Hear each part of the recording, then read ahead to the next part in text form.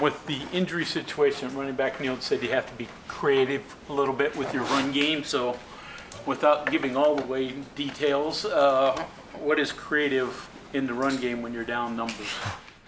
You know, that running back room, they've had a rough go of it, seems like, and but the what's been cool is like every time we kind of get banged up, someone else comes in and does some decent things for us, and so we got to keep trying to find ways to get those guys in space, and figure out who we can hand the football to go be good with the ball. And I think that's kind of what you got to do is figure out, kind of what I've talked about since I've been here. Like, to me, like, we got to try to get the ball to our best ball carriers in space, and it doesn't matter if it's handing the ball to them, throwing the ball to them. That's the goal of what we do is figure out, who can be good with the football in their hand and try to find ways to get it to them in space. And like I said, with the running back room being as beat up as it is, we'll have to do a good job of that this week to give ourselves a chance.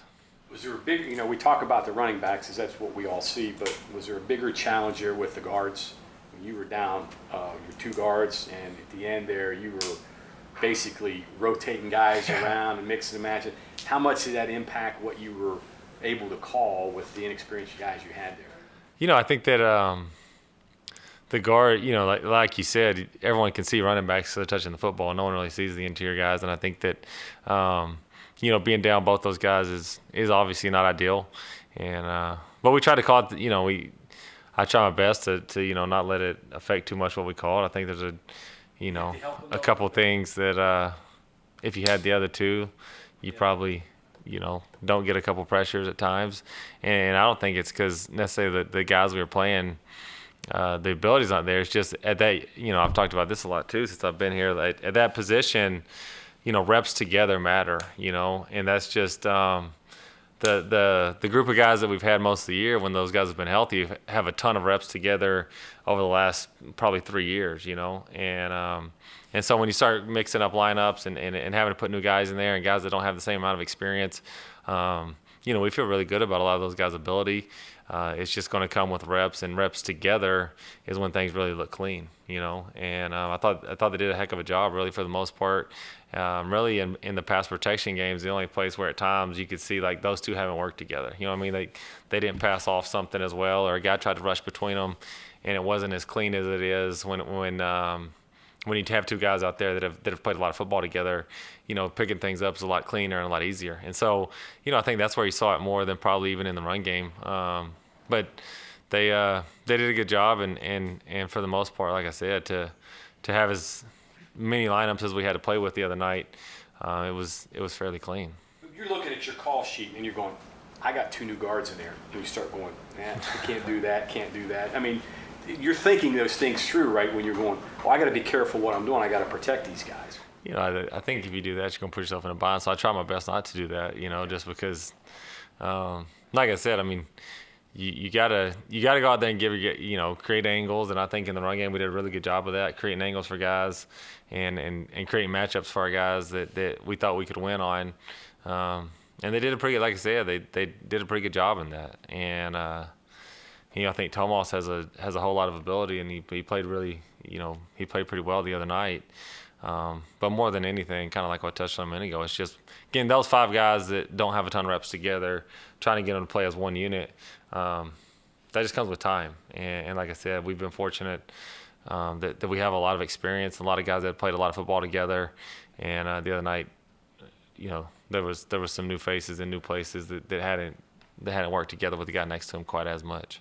Coach, Neil talked about how CJ's up for the year, but Tony is right now a question mark, and that might be evaluated based on how the rest of the week goes. For you as a coach, here on a Tuesday, are you putting together multiple game plans? Is it just the same thing for the opponent and it'll be next man up if Tony can't go? Would you rather know that ahead of time? How is that different, and how does that complicate your week when it could be late Wednesday, even Thursday, before you're sure on a player? And then, like John was bringing up, when you have guards and other maybe less notable players that aren't touching the football that we then learn are out even game day, how does that change your game? Yeah, I mean, you got to try to put together the best plan you can put together and trust your guys to go do it. And I think that all year that's kind of been our mentality. Is like the next guy's got to be able, next man up, kind of like you mentioned, is got to go in and do it. And so you don't ever want to see guys get injured. And we got guys we like that we can't get the ball to sometimes when they are injured, or that are out right now.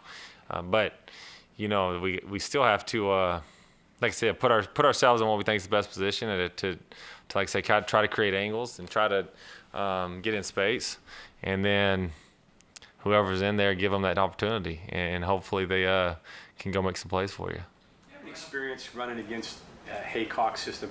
I know last week TCU does some things where they'll take a 3-man front and get quickly to 8, which these guys do. Iowa State as good as anybody.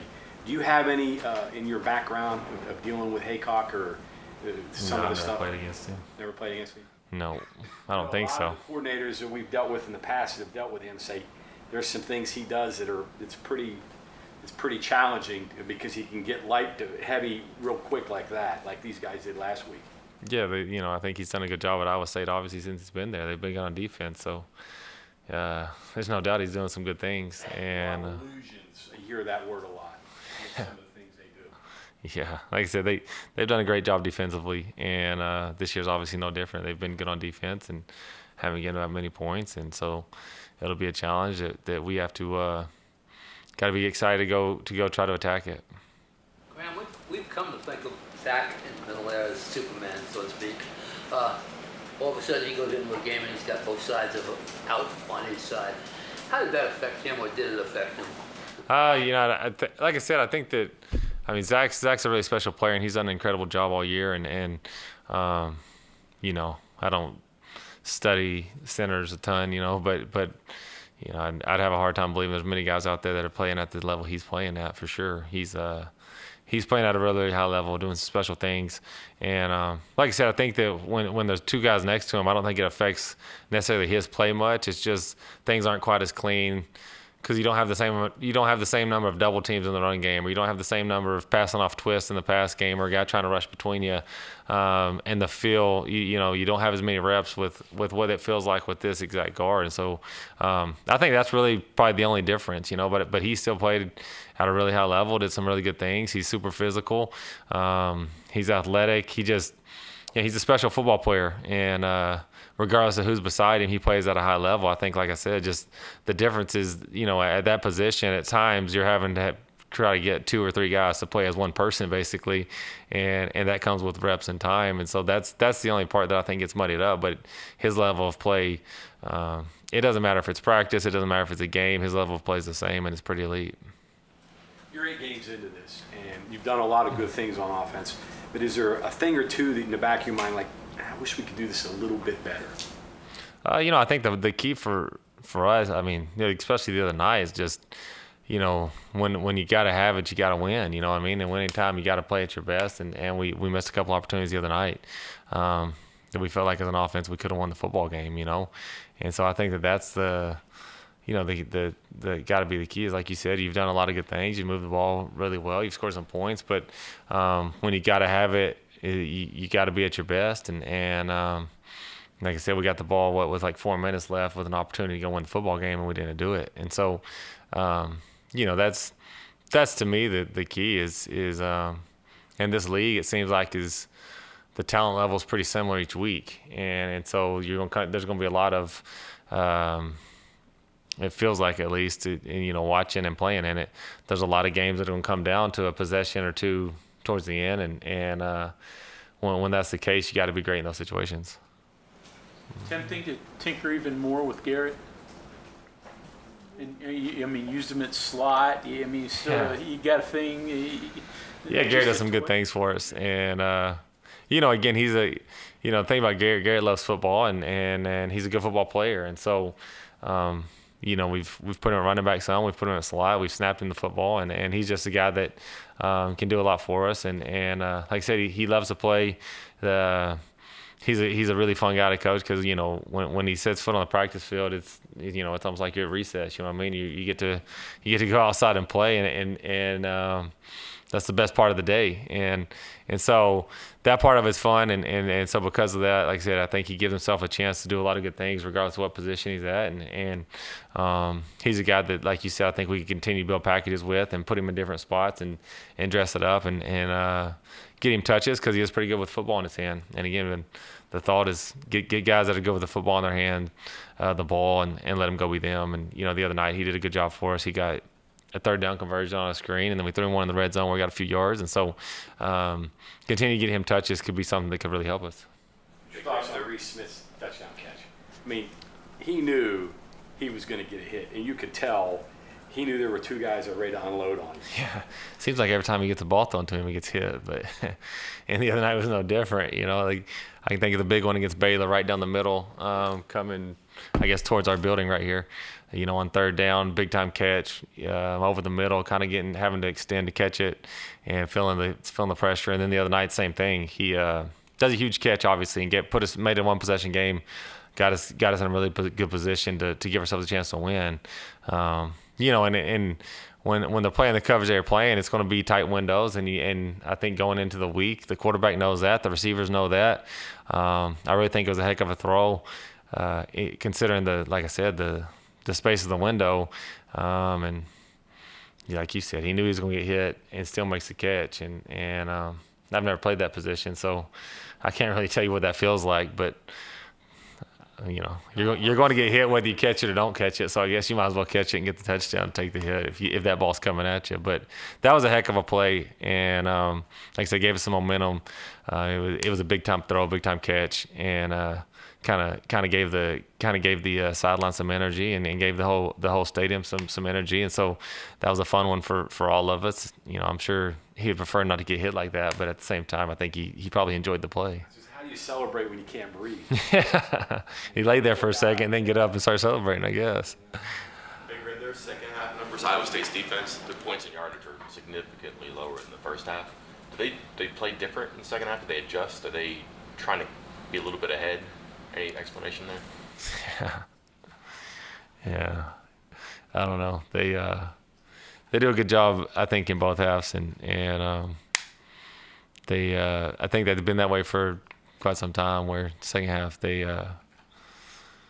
know it's coming a little better, it seems. But they like I said, they do a good job. They've been really good this year, and I don't think they necessarily play a lot different. They I guess just adjust well at halftime to what you've hit them with and kind of what the plan is, and come out and try to take that away would be my assumption. But like I said, I think that it doesn't matter when. Like they have a scheme they believe in.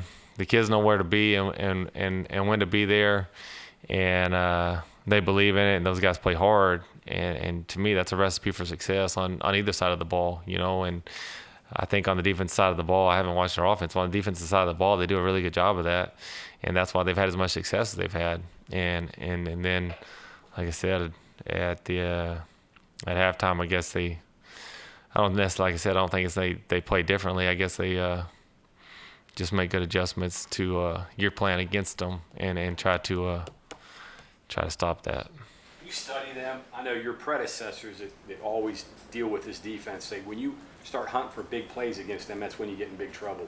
You got to take those 4 and 5 yard gains and just try to stack those together because of the way they play structurally. Yeah, and for sure, I think that's key. Like you can't force things that aren't there, and we it's kind of feels like what we've done all years is JT, I think, does a really good job of that, just kind of taking what's there and going on good drives, and that's going to be important for us this week. Like you said, like you can't, they have people in kind of different spots than maybe you're necessarily used to feeling and seeing, and so you can't force things, as always. But I think against these guys, like you got to take care of the football, and you got to take what's there, and I think offensive football in general, sometimes it's hard to be patient because, you're getting 3, 4, 5 yards a pop and you're moving the football. But we need to hit a big one. You need a big one. And at times, like, you just can't force that. And when it's there, I think if you get an opportunity to hit it, you got to hit it. I think there's teams that have tried, and you watch on tape, and a lot of times they miss it. And that's the few opportunities you're going to get. I think it's important to hit them. And same thing with us the other night. Like we had a couple opportunities, and we missed them by a step or two. You know what I mean? And it's hard to create big explosive plays against anyone. And when you get the opportunity, you got to hit it. And especially against these guys, I think they do a good job. Kind of limiting possessions, and it's a slower game a lot of the times, and you don't get a ton of possessions, and so you got to make it the most of the possessions you're there, and you can't try to force things that aren't there just because if you're going on drives, they're longer drives, or you feel like you don't have the ball as often, or you feel like you're not going to have the ball as often in the game. Like you can't let that force you into things that you don't want to do. Okay, thanks, Coach. Yes, sir.